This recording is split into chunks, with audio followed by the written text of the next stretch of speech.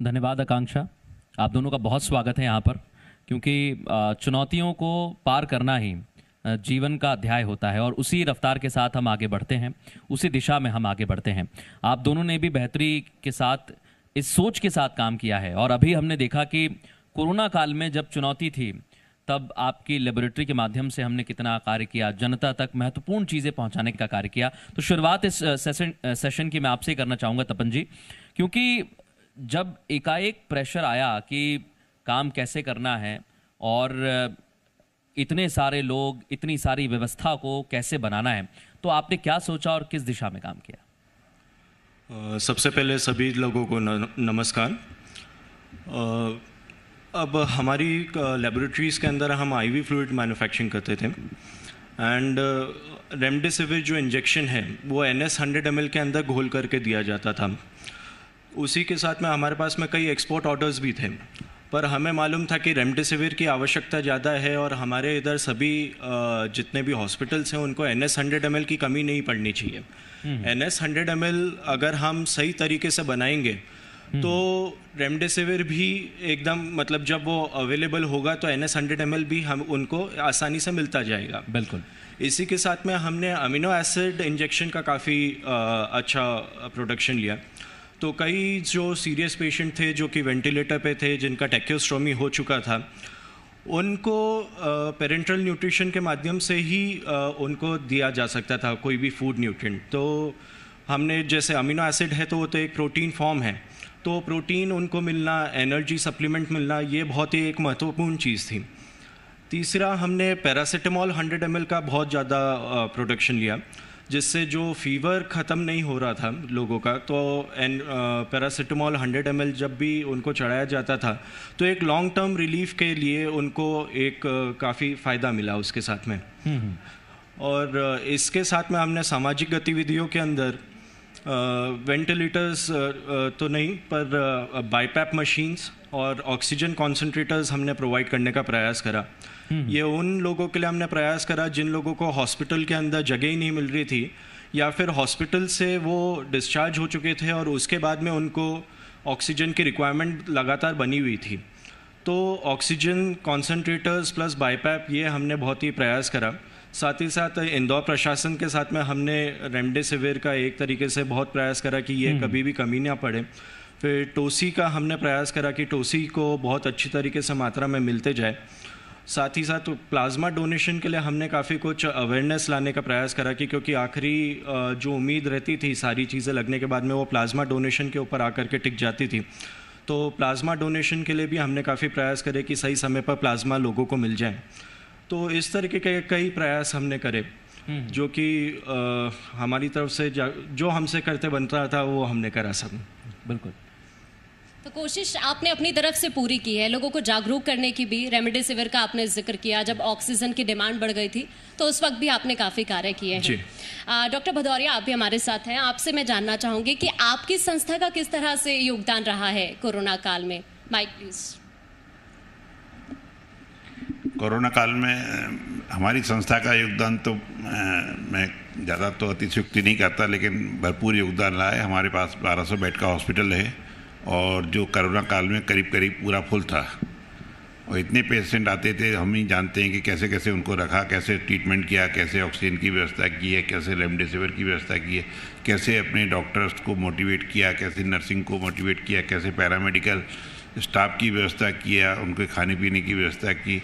हर तरह से इतना ओवरबर्डन हो गया था, लेकिन उसको भगवान का, ईश्वर का वो है और हमारी सारी टीम की मेहनत है, डॉक्टर्स की मेहनत है कि उसको हम सफलतापूर्वक सबसे कम मोर्टेलिटी रेट पे ले गए और ज़्यादा से ज़्यादा मरीजों को ठीक किया।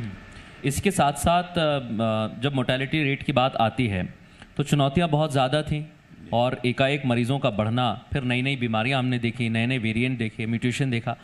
उस दिशा में जब आपके सामने चुनौतियां आई तो उस पर आपने कैसे काम किया?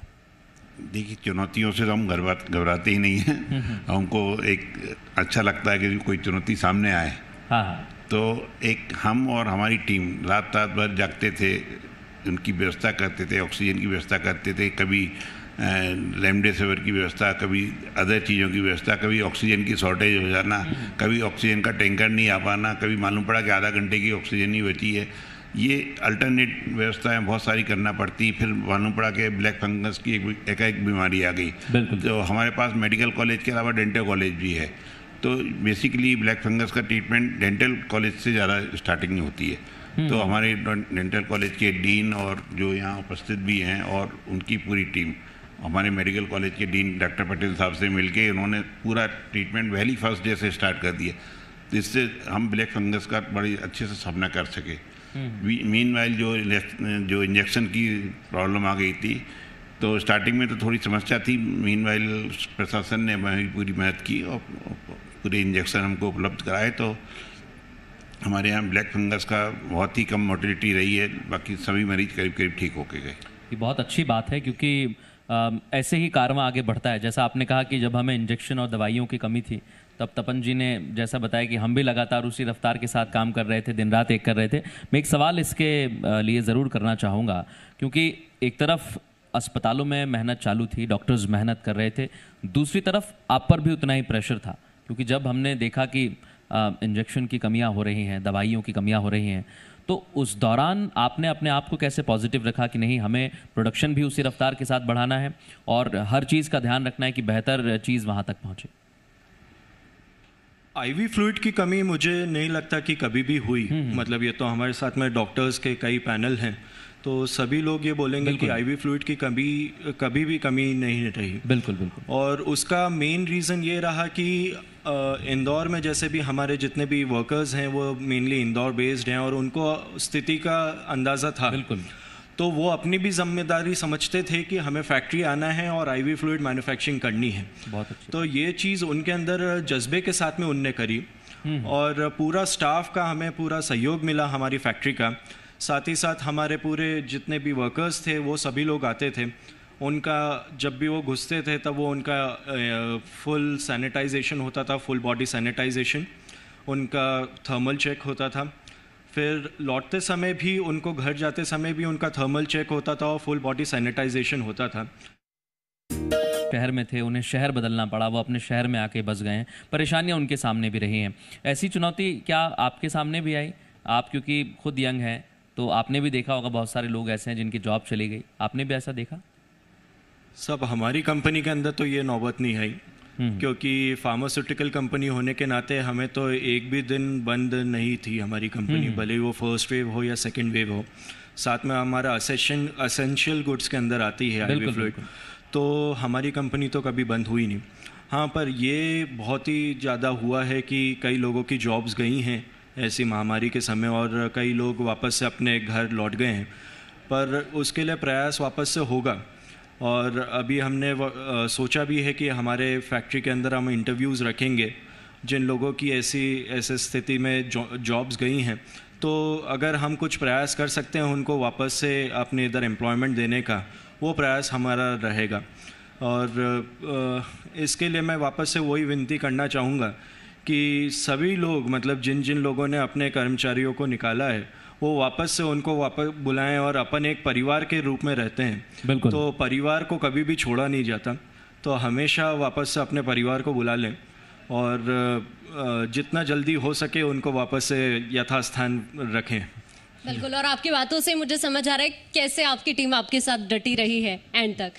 डॉक्टर भदौरिया, अभी उन्होंने टीम वर्क की बात की, आपने टीम वर्क की बात की, आगे की प्लानिंग क्या है उसको लेकर हमने चर्चा की, लेकिन वैक्सीनेशन की मैं बात करना चाहूँगी। बहुत से लोगों के अंदर बहुत तरह का भ्रम था, शुरू में वैक्सीन नहीं लगवा रहे थे, लोगों को जागरूक करना पड़ा, लेकिन अब की जो सिचुएशन है, अब कौन सी वैक्सीन लगवानी है इसको लेकर लोगों के अंदर भ्रम है, क्या मैसेज आप देना चाहेंगे? देखिए, वैक्सीनेशन का जहाँ तक सवाल है तो हमारे यहाँ वेरी फर्स्ट डे से हमारे यहाँ वैक्सीनेशन का सेंटर है और हमने सबसे पहले अपने यहाँ के लोगों को ही वैक्सीन लगवाई। जो पहले वैक्सीनेशन से डरते थे, हमने कंपलसरी कर दिया कि सारे स्टाफ, सारा paramedical staff, doctors, nurse, even campus में जो भी रह रहा है सबको वैक्सीनेट होना ही पड़ेगा। हमारे यहाँ स्टूडेंट भी हैं, सबको वैक्सीनेट कराया है। अभी भी हमारा वैक्सीनेशन का सेंटर चल रहा है और करीबन 10,000 लोगों को वैक्सीनेटेड हमारे सेंटर कर चुका है। और बड़े अच्छे से कर रहा है। कोवैक्सीन अभी मैक्सिमम वही आ रही है, लेकिन पहले लोगों को लगता था कि स्पुतनिक लगवाएं, ये लगवाएं, वो लगवाएं, लेकिन अब उनको मन से ही भावना निकाल दी कि आप कोई भी वैक्सीन जो भी सरकार प्रोवाइड कर रही है वो लगवाइए, उससे। और वो गवर्नमेंट ऑफ इंडिया द्वारा जो उनकी मानक ब्यूरो है उन्होंने देख के ही डिसाइड किया है और उसी तभी अलाउ किया है। तो वैक्सीन से डरने की जरूरत नहीं, वैक्सीन लगवाना है। अब लोगों में जागरूकता आ गई है, अब लाइन लगा के आते हैं। पहले लोग डर के भाग जाते थे, फिर उनको जबरदस्ती लगवाना पड़ती थी। कैंपस में रहना है तो वैक्सीन लगाना है। उससे हम लोगों को एक फ़ायदा हुआ कि हमारे यहाँ बाद में जो कई लोग हमारे यहाँ के भी कर्मचारी एक्सपायर हुए हैं, लेकिन बाद में ये डेट बहुत कम हो गया। कोरोना पॉजिटिव भी हो जाते थे लेकिन बड़ी जल्दी ठीक हो जाते थे, तो फिर उनको डर ही नहीं लगता था। हमारे आज की तारीख में जितने भी लोग हैं कैंपस में 100% वैक्सीनेट हैं। ये बहुत अच्छी बात है, क्योंकि आपका कार्यालय अगर पूरी तरीके से वैक्सीनेशन को सीरियस ले रहा है या उसी गंभीरता के साथ वो वैक्सीन लगवा रहा है तो वो स्वस्थ होगा। और बहुत सारे उदाहरण हैं पूरे देश भर में, अगर आप देखेंगे पूर्व प्रधानमंत्री मनमोहन सिंह भी वैक्सीनेशन लगाने के बाद पॉजिटिव हुए लेकिन वो स्वस्थ हैं, और ऐसे ही बहुत सारे उदाहरण हमारे सामने हैं। लेकिन एक चीज़ और है, मैं बड़ा जिज्ञासु हूँ उस बात को जानने के लिए, क्योंकि एंटी क्लॉटिंग का जो आपने जिक्र किया, कोरोना काल में बहुत सारे केसेस हमने देखे जिनकी जो मृत्यु हुई है वो हार्ट अटैक से हुई है, और उसका एक बड़ा कारण रहा है ब्लड क्लॉटिंग। आप भी इस बात को बेहतर जानते होंगे। तो इस दिशा में अगर हम कार्य कर रहे हैं तो कितनी सफलता मिलने के चांसेस हैं, और अगर हम इसमें सफल होते हैं तो जैसा सर ने कहा कि हम डेथ रेट को बहुत कंट्रोल कर सकते हैं, उस दिशा में क्या कार्य कर रहे हैं आप? ये जो नया मॉलिक्यूल है इसके लिए ऑलरेडी हमारी स्टेबिलिटी चालू हो चुकी है। फार्मास्यूटिकल के अंदर कोई भी नया अगर मॉलिक्यूल हमें लॉन्च करना है तो उसकी 6 महीने की स्टेबिलिटी होना बहुत ही महत्वपूर्ण है। तो स्टेबिलिटी ऑलरेडी हमारी चार्ज हो चुकी है और अप्रॉक्सीमेटली मुझे लग रहा है 1 मंथ उसको बीत चुका है, and we will be able to launch the product by 5 months. तो 6 महीने के कुल मिलाकर के जो ड्यूरेशन था वो अब 5 महीने में रह गया है, और 5 महीने बाद हम ये डेफिनेटली ये लॉन्च कर देंगे। एंड सभी हमारे जो सबसे पहले तो इंदौर फिर भारत को सबसे पहले ये दवाई मिलेगी, और फिर उसके बाद में अगर एक्सपोर्ट ऑर्डर्स आएंगे तो उसको फिर हम एंटरटेन करेंगे। बिल्कुल। और मतलब स्वच्छता के मामले में नंबर 1 तो है ही, लेकिन कैसे स्वस्थ बनाना है इंदौर को, उसको लेकर भी आपकी तरफ से कोशिश की जा रही है। डॉक्टर भदौरिया, आपसे मैं जानना चाहूँगी, कोरोना के फेज में जिस तरह से सिचुएशन बिगड़ी, सरकार के प्रयास और प्रशासन के प्रयास, उनको लेकर आप क्या कहना चाहेंगे? देखिए, कोरोना के उसमें जो व्यवस्था बिगड़ी, शासन ने पूरी तरह से पूरा सहयोग किया है। कहीं से माननीय शिवराज जी के नेतृत्व में, माननीय जिलाधीश मनीष सिंह जी के नेतृत्व में, माननीय कमिश्नर साहब पवन शर्मा जी के निर्देशन में ये लोग दिन रात लगे रहे। हमको लोगों को कभी ऑक्सीजन की सप्लाई की शॉर्टेज नहीं होने दी, कभी रेमडेसिविर की शॉर्टेज नहीं होने दी, और भी अदर कोई भी प्रॉब्लम होती थी तो इमीडिएटली उन्होंने एक एसडीएम की नियुक्ति हमारे यहाँ कर दी थी कि वो और उनकी टीम, एसडीएम और उनकी टीम हमारे सभी अदर किसी भी तरह की हमको कोई प्रॉब्लम आ रही तो उसको सॉर्ट आउट करते थे प्रशासनिक लेवल पे। तो ये प्रशासन से हमको पूरा सपोर्ट मिला है, और ये बहुत अच्छी बात है कि प्रशासन ने सभी जगह सभी हॉस्पिटलों में ऐसा व्यवस्था कर दी थी जिससे कि बहुत मोर्टेलिटी रेट इंदौर में कम रहा। तो प्रशासन का सहयोग तो है, और प्रशासन इस समय भी पूरी तैयारी कर रहा है अभी 3rd वेव की। बिल्कुल, इंदौर का प्रशासन जब काम करता है तो वो उसी रफ्तार के साथ काम करता है, और जनता जब उनके साथ जुड़ती है, समाज जब उनके साथ जुड़ता है तो हमें परिणाम जो हैं वो अच्छे और सार्थक मिलते हैं। और वो हमने देखा है किस तरीके से 2nd वेव में भी इंदौर ने कार्य किया, और वैक्सीनेशन में नंबर 1 रहा इंदौर महा वैक्सीनेशन अभियान के दौरान। तो ये समाज और प्रशासन दोनों की जिम्मेदारी है। जब समाज की बात आती है तो हम समाज के लिए कार्य भी करते हैं। और तपन जी, आपकी सोच क्या है इस पर? जैसे भदौरिया जी ने कहा कि प्रशासन तो कार्य कर ही रहा है, हम भी कार्य कर रहे हैं, समाज की भूमिका क्या होनी चाहिए, समाज सेवा किस तरीके से आगे होनी चाहिए? सब प्रशासन के लिए एक मैं कोट बोलना चाहूँगा, एक बहुत ही फेमस कोट है कि life is like a being a football goalkeeper, no one remembers how many goals you saved but everyone remembers how many goals you missed. तो ये जो गलतियाँ होती हैं ये हमें इंसान बनाती हैं। भगवान और हम में सिर्फ एक ही अंतर है कि हम गलतियाँ करते हैं और भगवान गलतियाँ नहीं करते। तो गलतियाँ हो रही हैं, इसका अर्थ ये है कि कार्य हो रहा है। कार्य जितना ज़्यादा होगा, गलतियाँ होती हैं उसके अंदर, पर उसको पॉजिटिवली लेना चाहिए। और उसका एक हमारे इसमें फार्मास्यूटिकल के अंदर बोला जाता है corrective action and preventive action, उसका शॉर्ट फॉर्म होता है कापा। तो करेक्टिव एक्शन हमें क्या लेना है एंड प्रिवेंटिव एक्शन क्या लेना है कि उसका आगे चल कर के ये वापस से मिस्टेक नहीं हो, और वो हमारे प्रशासन ने बहुत बखूबी तरीके से करी है। अभी जैसे थर्ड वेव के लिए मैं प्रशासन का वापस से बात बोलना चाहूँगा कि सभी हॉस्पिटल्स के साथ में उनने मीटिंग लेकर के ऑलरेडी बोल दिया कि सभी लोगों को ऑक्सीजन प्लांट लगाना अति महत्वपूर्ण है। मतलब सिलेंडर्स के ऊपर आप कम से कम भरोसा करें, ऑक्सीजन प्लांट्स अपने स्तर पे लगाएं। तो ये ऑक्सीजन प्लांट्स जब हर एक हॉस्पिटल में रह जाएगा तो ऑक्सीजन की कमी हमने पूरी तरीके से ख़त्म कर दी। रेमडेसिविर और ये सब को ऑलरेडी उन लोगों ने बोला है कि यू कीप अ बैकअप। तो वो उस तरीके से कि थर्ड वेव जब आएगा तो रेमडेसिविर और टोसी की हमारे ऑलरेडी वो समस्या खत्म हो चुकी है। तो ऑलरेडी थर्ड वेव के लिए हम काफ़ी कुछ कर चुके हैं, मतलब प्रशासन ने काफ़ी कुछ मेहनत कर ली है, और अपने अपने स्तर पे सभी जितने भी स्टेक होल्डर्स हैं सब ने अपने अपने स्तर पे काफ़ी मेहनत करी है। और जैसे जब भी ये बुरा समय आता है तो इंदौर एक परिवार के रूप में ही हमेशा रहता है। तो ये परिवार के लोग जो हैं, तो कई एनजीओज जो पहले एनजीओ नहीं थे वो उभर करके आए, बिल्कुल, और बहुत ज़्यादा हैं। बहुत नए लोग उभर करके आए कि जिन्होंने बहुत अच्छी तरीके से कार्य करा। अभी मैं प्रीवियस पैनल सुन ही रहा था, तो उनने भी बहुत अच्छा कार्य करा।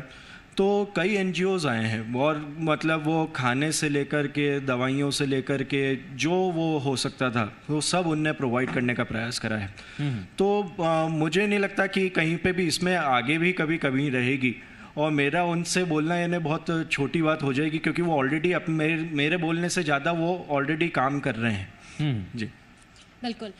डॉक्टर भदौरिया, मैं आपसे जानना चाहूँगी, वैक्सीनेशन को लेकर मैंने आपसे बातचीत की, लेकिन रेमडेसिविर इंजेक्शन की कालाबाजारी हुई, एक वक्त ऐसा था।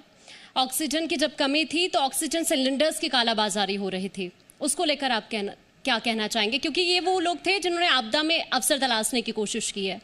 देखिए, कालाबाजारी तो जो झोला छाप डॉक्टर कहें या दूसरे कहें, या जो मरीज ज़्यादा अपने आप को एक्सपर्ट समझते थे, उन्होंने कहा कि नहीं, सीधा मेडिकल स्टोर पे पहुंच गया कि मेरे को, मैं पॉजिटिव हो गया हूँ, दवाई दे दो। कभी ज़रूरत पड़ी तो डॉक्टर्स की जगह नहीं, कई बार हॉस्पिटल में जगह नहीं, तो उन्होंने कहा दो सिलेंडर ले आएँ कहीं से भी, डबल भाव में ले लें, वहाँ से ला के घर पर ला के रख लूँ। इसकी भी कालाबाजारी होने लगी। रेमडेसिविर की इतनी डिमांड बढ़ गई तो लोगों ने थोड़ी बहुत, कहीं ना कहीं जब इतना आपदा नेशनल डिजास्टर थी, तो ये छोटी मोटी चीज़ें चलती हैं, लेकिन बहुत ज़्यादा कहीं कुछ नहीं हुई। प्रशासन ने इस पर पूरा कंट्रोल कर लिया, और हम लोगों को भी प्रशासन ने कह दिया था कि आप लोग भी अपने रेमडेसिविर जहाँ से ले सकते हैं उनको फ्री किया, और इवन ने प्रशासन ने भी सपोर्ट किया कि हम लोगों को प्रोवाइड कराए। हमारे दोनों मेडिकल कॉलेज और हॉस्पिटल में, अमलतास, देवास में और इंडेक्स में आज भी कम से कम 1,000 रेमडेसिविर का स्टॉक है, और हम लोगों ने जाइडस और हिट्रो वगैरह कंपनी से डायरेक्ट इंजेक्शन मंगाए। मतलब अभी थोड़ी बहुत कालाबाजारी जो आप कह रहे हैं वो तो होती है। ऑक्सीजन की भी जितनी डिमांड थी, 250 रुपये का सिलेंडर 1,000 रुपये में मिल रहा था, बिल्कुल, लेकिन लोगों ने डर की वजह से इतने सिलेंडर अपने घरों पे रख लिए थे, घर घर में सिलेंडर हो गए थे, घर घर में ये हो गया था, उसकी वजह भी एक बनी शॉर्टेज, ये लोगों ने चालू कर दिया। अब लोगों में अवेयरनेस आ गई है कि प्रॉपर ट्रीटमेंट करना है और प्रॉपर दवाई लेनी है। एक्चुअल में गए दवाई की दुकान पे, कोई भी दवाई ले ली और उससे एकदम ब्लड प्रेशर बढ़ गया, शुगर बढ़ गई और अटैक आ गया। अगर प्रॉपर दवाई लेते तो इतनी मोर्टेलिटी भी नहीं होती जो इंदौर शहर में हुई है। बिल्कुल, और तमाम बातों का आपने जिक्र किया है। तपन जी, मैं आपसे जानना चाहूँगी, क्या मैसेज आप देना चाहेंगे 18+ के लोगों को वैक्सीनेशन के लिए? 18+ वाले सभी लोगों के लिए मैं ये मैसेज देना चाहूँगा कि बिल्कुल किसी भी व्हाट्सएप मैसेज के ऊपर भरोसा नहीं करें, क्योंकि आजकल व्हाट्सएप यूनिवर्सिटी बहुत ही अच्छी फेमस हो चुकी है, उसके ऊपर भरोसा नहीं करें और जल्दी से जल्दी वैक्सीनेशन लगाएं। 100% vaccination we have to achieve before the third wave comes. और ये करेंगे तो आप ये देखेंगे कि थर्ड वेव के अंदर, इंदौर के अंदर मोर्टेलिटी तो ठीक है, बट जो पेशेंट की भर्ती भी है वो भी काफ़ी कम हो जाएगी। बिल्कुल, तो ये चीज़ हमें जल्दी से जल्दी करना चाहिए सब। बिल्कुल, और इसी रफ्तार के साथ हम काम करें, इसी दिशा में काम करें, ताकि हम भी समृद्ध हो, हमारा प्रदेश समृद्ध हो, हमारा ज़िला और हमारा शहर समृद्ध हो। आपको बहुत शुभकामनाएं, बहुत बधाई, आपने इस तरीके से काम किया। आप आगे भी निरंतर ऐसे ही काम करते रहें। बहुत धन्यवाद आप दोनों का हमसे बात करने के लिए।